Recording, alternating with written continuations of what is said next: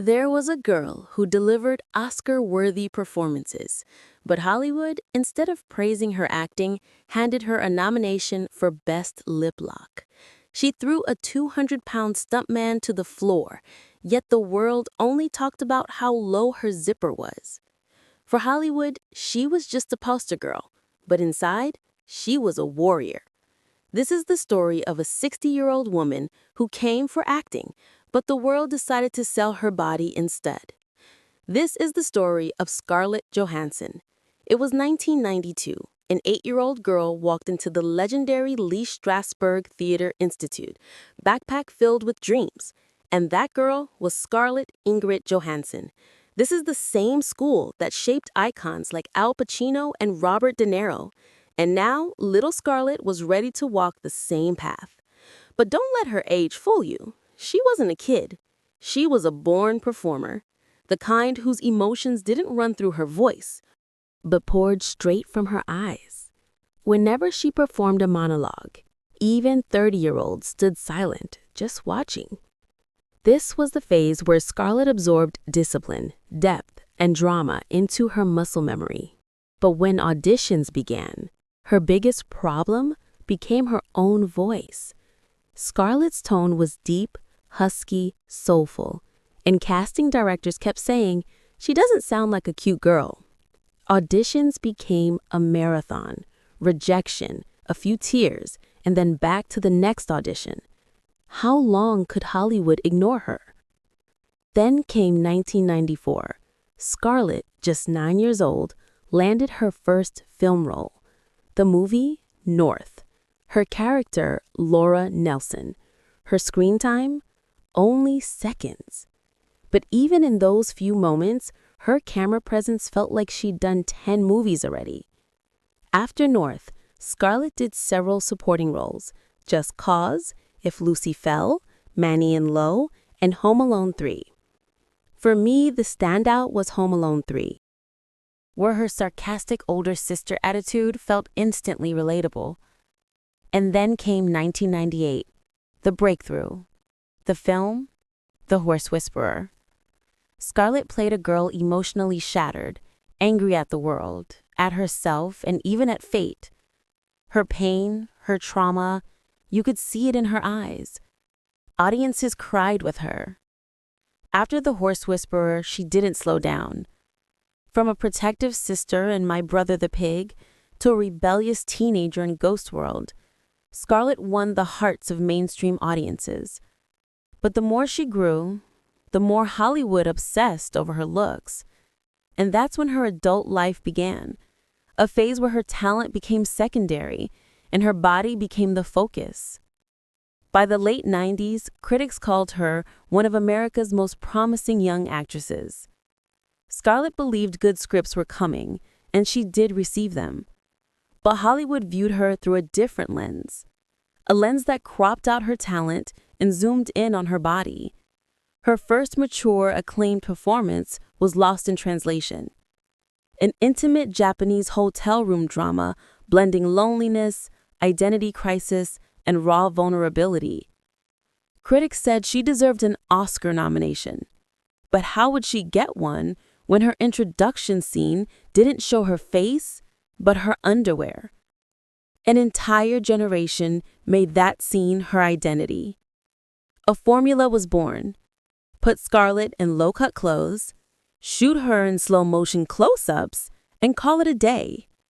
From seductress in Match Point, to futuristic eye candy in The Island, to tragic sexualized victim in The Black Dahlia, the pattern was clear. But her peak of objectification appeared in 3 films. Take Under the Skin, 2013.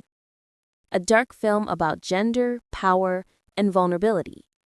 Scarlett played an alien who hunted men, one of her boldest, most experimental roles. But what did people talk about? Scarlett did nude scenes. Then came Don John, where she intentionally played an unrealistic fantasy. Media ignored the satire and gave her an MTV nomination for Best Lip Lock. That's how Hollywood saw her.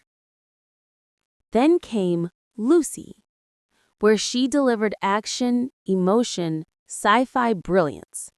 But marketing sold her as a hot, badass package. Scarlett felt it too. She said in an interview, "I was being groomed to be the bombshell. The industry wanted the hypersexualized young woman, not the artist."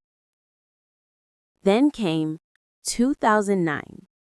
You've been shortlisted for Iron Man 2.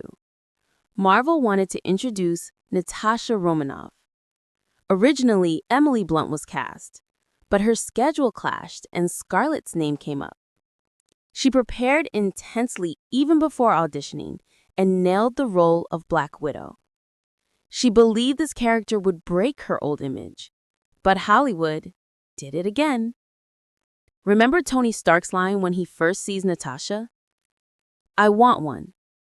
That one sarcastic line turned the whole environment into objectification mode.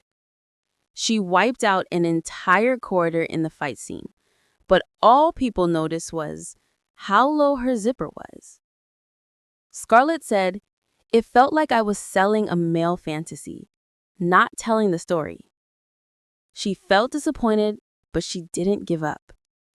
Then came The Avengers 2012, the turning point. People wondered, what will a normal human do among gods and super soldiers? Scarlett answered with brilliant interrogation scenes, emotional manipulation, and her soul-deep bond with Hawkeye. Critics wrote, "She's not just part of the team, she's the emotional anchor." With every sequel, Natasha evolved. In Winter Soldier, she was a haunted soldier fighting her past. In Age of Ultron, she revealed trauma from the Red Room. In Civil War, she stood between Tony and Steve, choosing peace over sides. In Infinity War, she became a hardened commander. No flirting, no glamour, just grit. And then came the emotional peak, Endgame.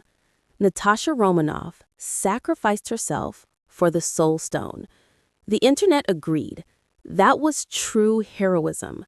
Scarlett transformed Black Widow from a sexy spy in a tight suit into the heart of the Avengers. After Natasha's story ended, Scarlett finally got her solo film after 10 long years. But when Black Widow released in 2021, everything exploded. Scarlett sued Disney. The film was supposed to be released only in theaters, and Scarlett's contract guaranteed her a percentage of the box office earnings, meaning the more tickets sold, the more she earned. But Disney played a double game. They released the film in theaters and on without informing her. People watched it at home for a small fee. Theaters stayed empty. Scarlett lost millions. It was a betrayal of trust. On July 29, 2021, Scarlett filed a lawsuit against Disney for breach of contract, loss of back-end earnings, and deliberately boosting Disney Plus at her expense. Disney replied, "She already made $20 million. But money wasn't the point. Contracts are. Pandemic or not, legal terms don't disappear. Disney could have renegotiated. They didn't. Their excuse wasn't justification. It was manipulation." Finally, on September 30th, 2021, both parties settled privately. But one thing was clear. Scarlett was done with Black Widow. She said, "I've given my heart, body, and mind to Natasha Romanoff. Now it's time to move on." People assumed she'd return to glamorous roles, but she proved them wrong.